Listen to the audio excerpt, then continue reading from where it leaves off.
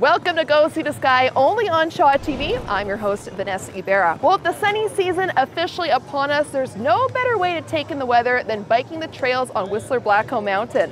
On today's show, we'll tell you about new upgrades they've done to their trails, also events coming up this spring and summer, and of course, try out some biking of our own as well. Speaking of the sunny season, there's also no better way to take in the weather than enjoying a nice salad on the patio here in Whistler. On today's show, we'll introduce you to one entrepreneur giving a new meaning to the power of food. So what do you say? Let's get riding.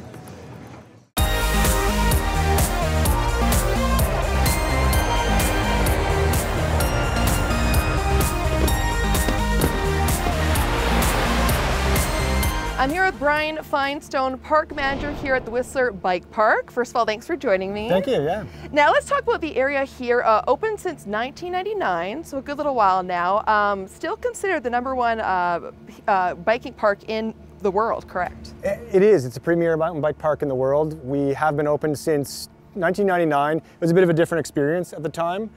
Since then, we've built a bit more of a network of downhill specific trails. There's no more riding up on the trails, so people ride up the lift and they choose the trail of their experience that they're looking for, and then they ride back down. Now, a big year for you, obviously. You opened quite ahead of schedule on May 2nd. Tell us about some of the upgrades you made as part of that early opening to, in particular, crank it up, I know.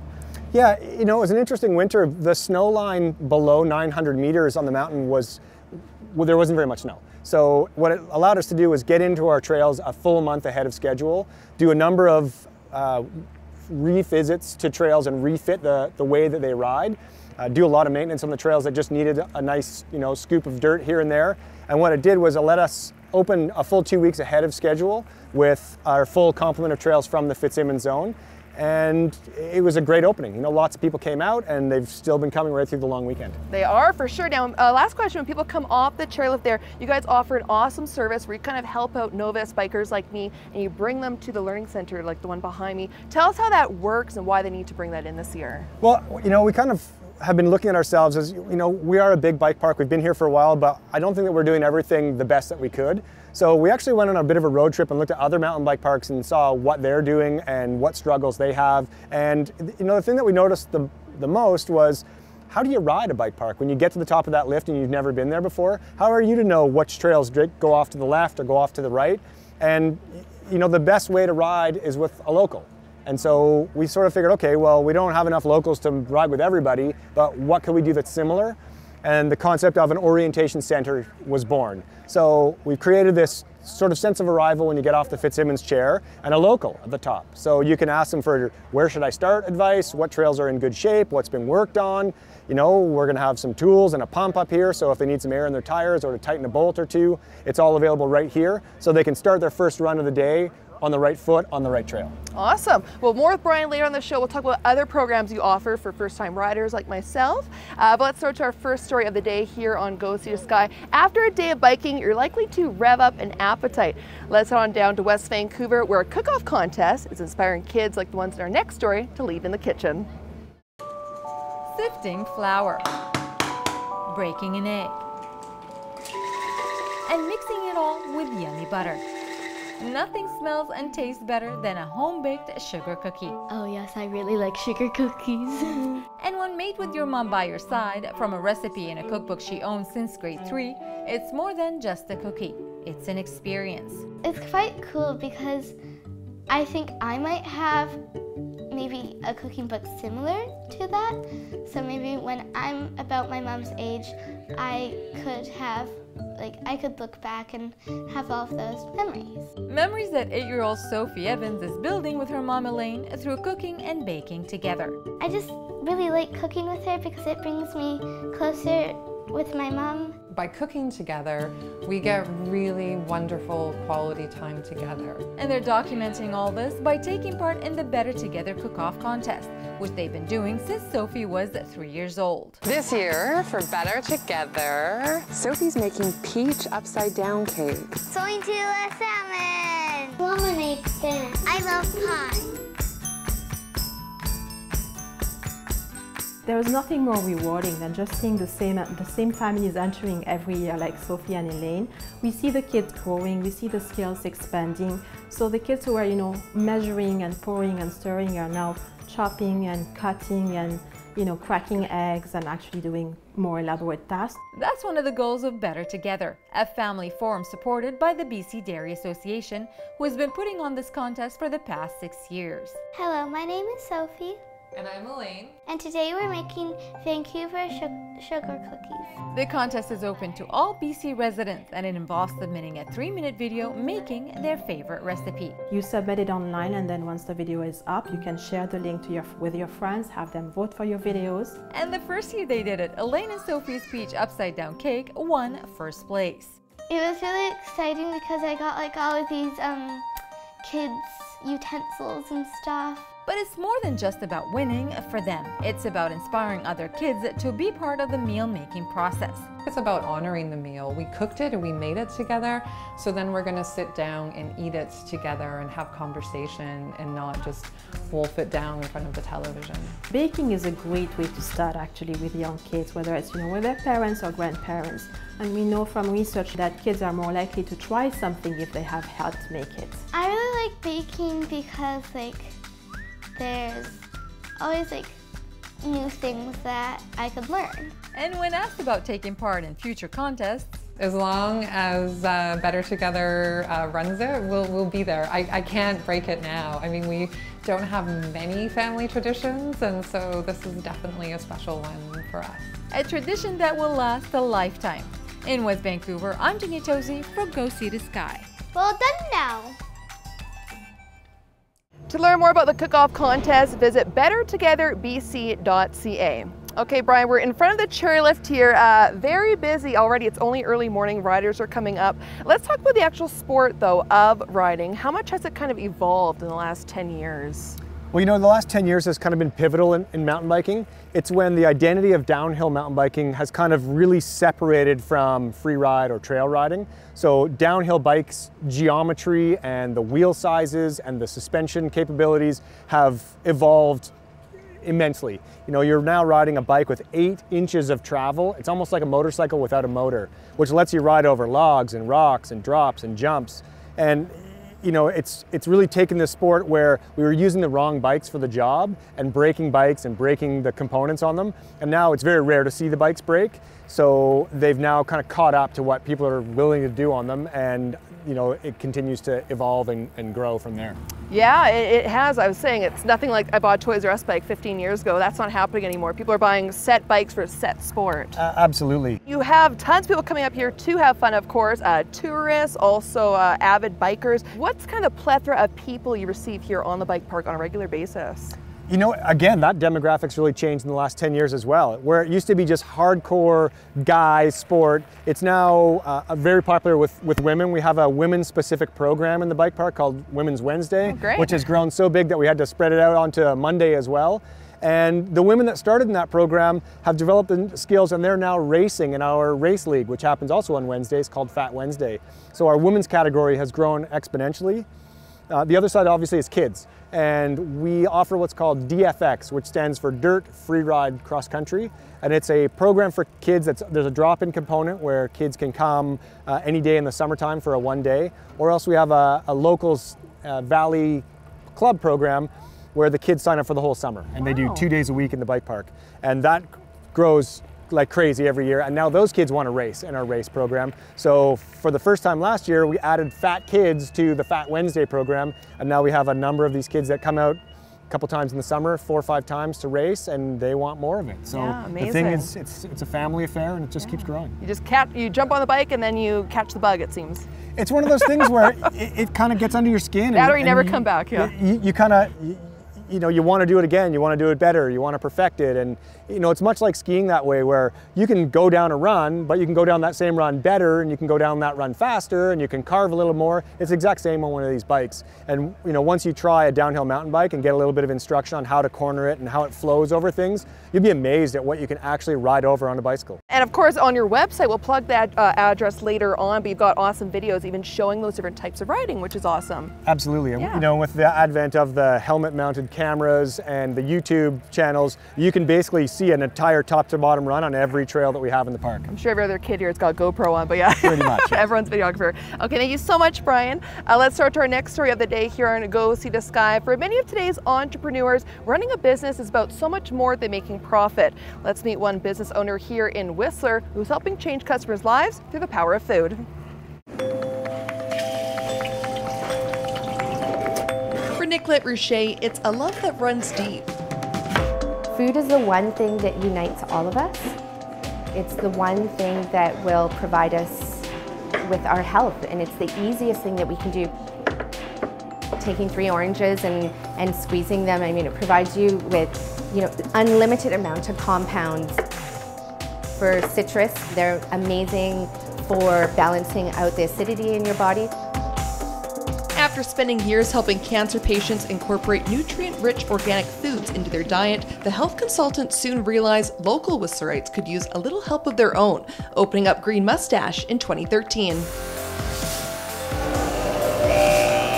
We offer abundant smoothies with lots of nutrient-dense produce. Big abundant salads that are huge. All of our food is designed to nutrify the body, which then detoxifies the body and then heals especially the digestive system. As one of the few organic eateries in Whistler, the Green Mustache has quickly become the go-to stop for health-conscious eaters. Inspired by its success, Nicolette began brainstorming once again on ways she can help others through food. What we want to do is offer boxes of produce at cost to people in the community who are fighting illness and trying to heal their body. We could put everything in there that we carry in the store. Big, beautiful heads of romaine, those are incredibly healing. Collard greens that they can cook up, so lots of leafy vegetables. They will get citrus fruits, lots of Granny Smith apples and Fuji apples. How do you plan on financing the social enterprise? So we already do all the food ordering. So the business owner pitching her idea as part of Whistler's Social Venture Challenge. It's a program that is essentially meant to help inspire people who already have great passion for community and for the Sea to Sky corridor and neat business ideas, and marrying those two things together. So as we go through the program with each one of the applicants, what we'll be doing is working through a social business model canvas. As part of the program, applicants such as Nicolette meet with program organizers to discuss their ideas, with the best receiving numerous mentoring workshops to turn their vision into action. The application from Nicolette, it deals with the environmental impacts through the fact that it's organic, more local produce, so it's helping to reduce those aspects. And then it's really focusing on prevention and healthy eating, which is something that hasn't always been dealt with well through current enterprises or even through government health policy. It's nice to generate a profit and put that in your pocket, but for us it was more important that we also give back to the community as well. There's so many businesses out there and they have these abilities to provide and give back to the community in such huge ways. And so I think more and more businesses are just going to be doing that. Whether or not she wins the Venture Challenge, there's no doubt this foodie will continue to spread the importance of the organic world with others, relying on the way she knows best. Being able to wake up in the morning and go out and ski on the mountain, you need that energy, and you don't often get that from a lot of the nutrient-poor foods. If we want to live to these beautiful ripe old ages of 90 and 100 years old, we're not going to be able to do that if we are just constantly putting chemicals in our body. When food is made very healthy, it's made with love. Every bite that we take, it's a choice.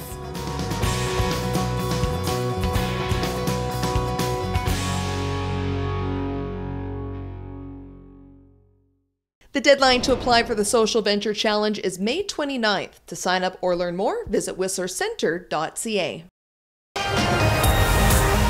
After the break, to take them and put them in a different context, they look totally different. Taking art outside. Meet 2 creative minds preparing for this year's Art in the Garden.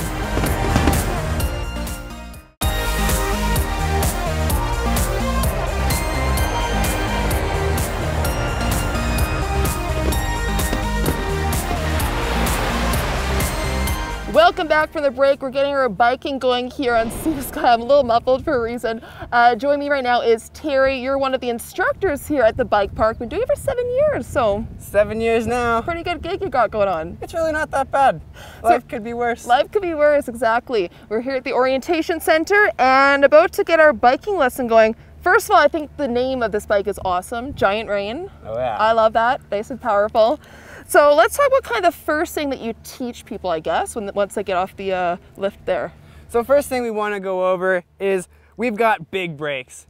We do. They're just like car brakes, big hydraulic brakes to really get us to stop when we want to stop. So because we have such powerful brakes, we want to keep one finger on the brake levers the whole time. So we're not going to use 2 fingers because then we get lots of power. We just want one. We don't want to overpower them. So the next thing we kind of want to go over is your stance. So because we've got lots of suspension, you've got 6 inches of travel on the Giant Rain, 8 inches of travel on the Giant Glory, lots of plushness to ride down the mountain. We're always going to stand up. We don't sit down here. Okay. So first thing we want to do is, while we're standing up, is we're always going to have 1 foot forward, 1 foot back. So you can kind of see nice level pedals. So we don't stand like flamingos. Right. Don't have enough balance. So by 1 foot forward, 1 foot back, nice even weight distribution. And we'll always have our knees and elbows slightly bent. Okay. And interesting, you mentioned earlier, it's all about you keep your core stabilized, you let the bike do the work. Exactly. Yeah. We don't want to work that hard. we We're got the bikes do it. All right, cool. Now, as for so we've got our stance, and now, of course, cornering is a huge part of biking. How do we go about that? So cornering on these big bikes, we've got big fat tires. It's going to be a little bit different than riding around town. So instead of steering with our front tire, with our handlebars, we actually lean the bikes over. So because we've got these big knobs on the tires, we're able to lean the bike over, and the more we lean the bike, the more traction we will get. Okay. So like you said, it's all about keeping this elbow straight, right? Kind of whichever way you're going. So if we want to go to our right, we're going to keep our elbows out. We're going to straighten out our right arm and bend in our left. And you feel it touch the inside of your right leg. Yeah. So that's kind of the feeling that you'll get to kind of know, oh yeah, I got this. Awesome work. You ready to give it a shot? Let's try this out. Let's do it. Come on down nice and slow. Straighten that left elbow, bend in the right. I didn't fail at least. Yeah, it looked good. Okay, well, while I continue to learn bike techniques from Terry, let's throw to our next story of the day here on Go Sea to Sky. They may use different methods and mediums, but the 2 artists in our next story are more likely than you think. And come the end of May, locals will be able to see them together. Let's take a look. Both require precise tools,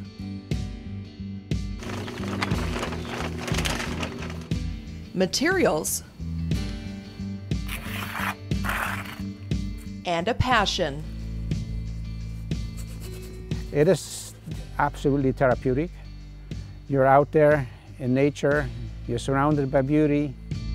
It's like coming home. It's my space. I can spread out, I can relax, I can work on things. Sure, they may be 2 different crafts, but for Rudy and Suzanne, waking up excited to dig into their passion is just one of many traits and skills that unite these 2. A love that, like most artists, began at an early age. I was interested almost immediately in really rare and unique plants with bold foliage. I've always painted since I was a little kid. I really like working with my hands. That's a good part of it. I like the physicality of it. As a former president of the Palm and Exotic Plant Society, it was Rudy who came up with the idea to plant palm trees throughout Vancouver in the late 80s. The tropical wonder's one of dozens of lush species he tends to daily here in his North Vancouver backyard. With every pull, snip, and shake requiring a razor-sharp focus. To get that, say, a Mediterranean style going, you want a balance in the garden, there's a color coordination to think about, the size of plants, the height, and so everything has to kind of sort of have a flow and work together. Working as a full-time artist since 2002, Suzanne has also expanded her craft by adding abstract pieces to her work. While her mediums and movements may differ from the gardening world, this too requires some sort of thought process. I always feel that it's really important to have some kind of a structure in the painting, otherwise it will never have an intention. What I usually think is the bones of the painting. How am I going to get a framework to put the rest of the painting together? And come the end of May, admirers will get to view these two art forms together as part of the 16th annual Art in the Garden, a two-day event where locals can tour North Shore gardens, including Rudy's, while at the same time take in various artists' work. It's a great event. This is my 4th year doing it. It just benefits in both ways. We're so used to seeing paintings in this sacred realm of the white walls and the gallery space, and to take them and put them in a different context, they look totally different. With 36 artists and 14 homes taking part in this year's event, it's a chance for both groups to seek tips and inspiration with other members, and who knows, maybe pick up a new hobby at the same time. Gardening is the same idea. We are probably the most diverse hobby there is.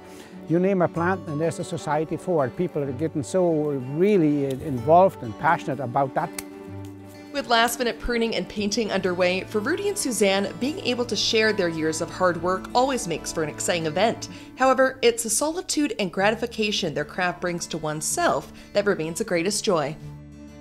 That's where you feel like your soul lies.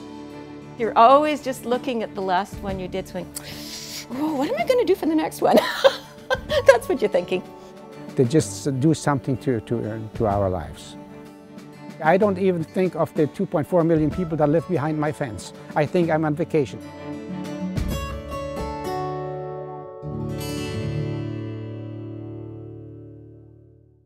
This year's Art in the Garden takes place May 30th and 31st. To learn more about the event, visit nvartscouncil.ca. Okay, not really doing art. It's a form of art, biking art. But let's talk about these pieces of art, I should say. Terry, you mentioned the bikes can range from, $2,000 to $3,000 upwards if you want to be intense and buy one.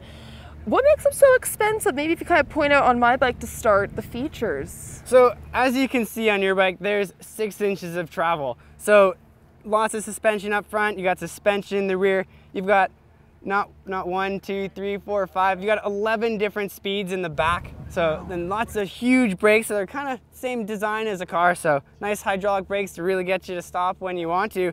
And it all progresses as you go up through the price range. You get different components and different methods of tuning the suspension and everything else. So you can break it down into the tiniest little bits of technology. There's so much they put into these bikes. It's unbelievable. It is, and not to scare our viewers, of course, if you come here to the bike park, you can rent your bike as I did today.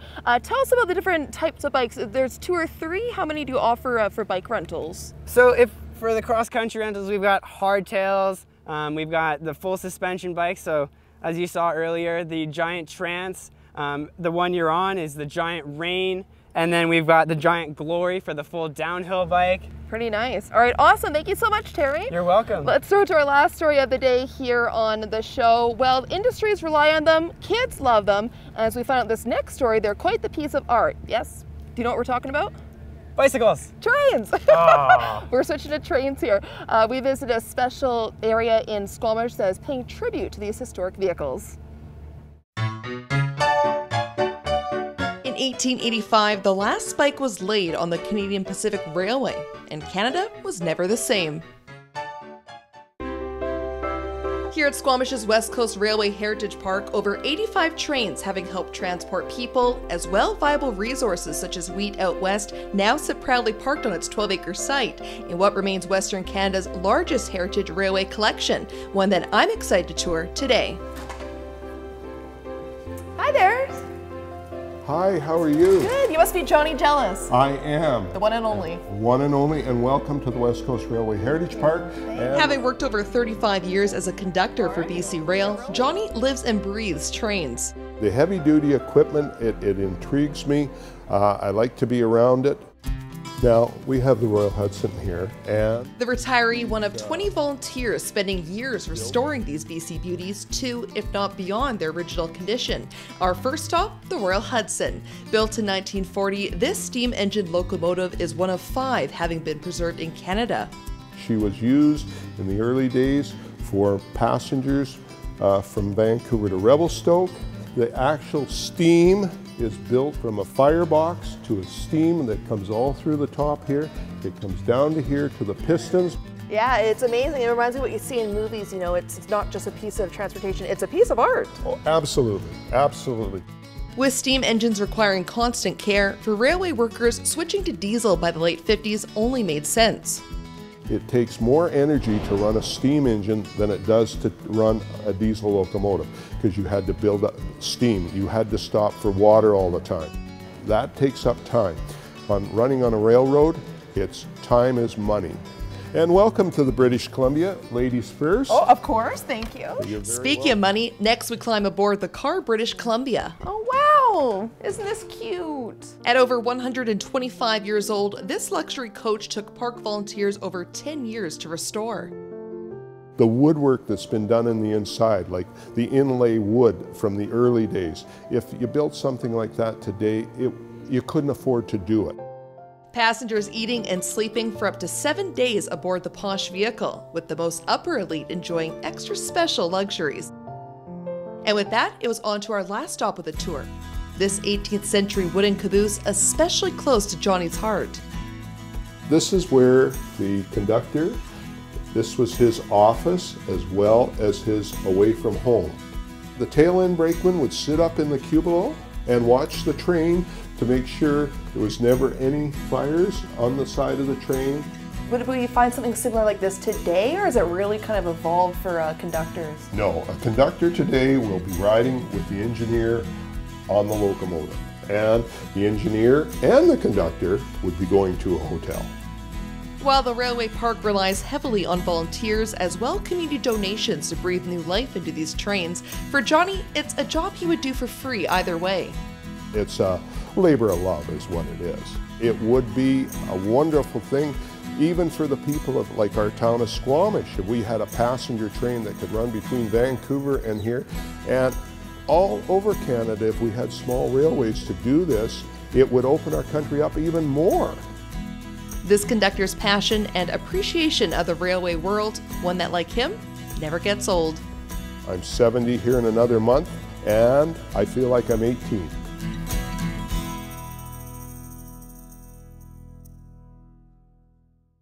Okay, well, awesome day riding. I survived it, luckily, Brian.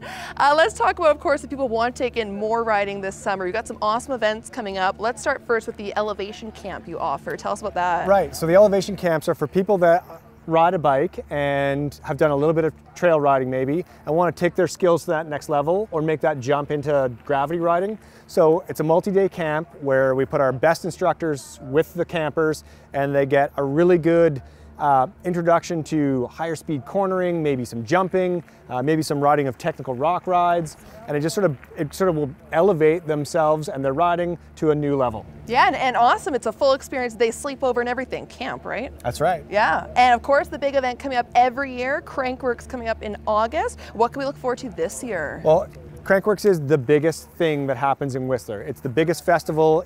It's sort of all facets of mountain biking all brought together in one thing. There's activities for kids, little kids on run bikes, all the way through to the pro riders.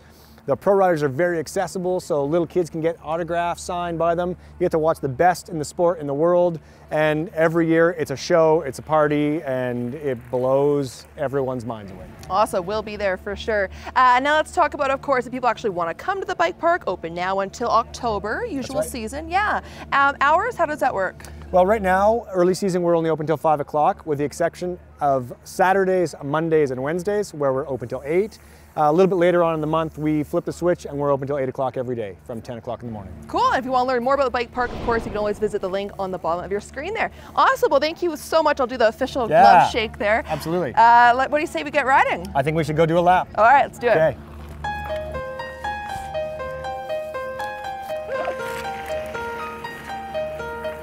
There you go.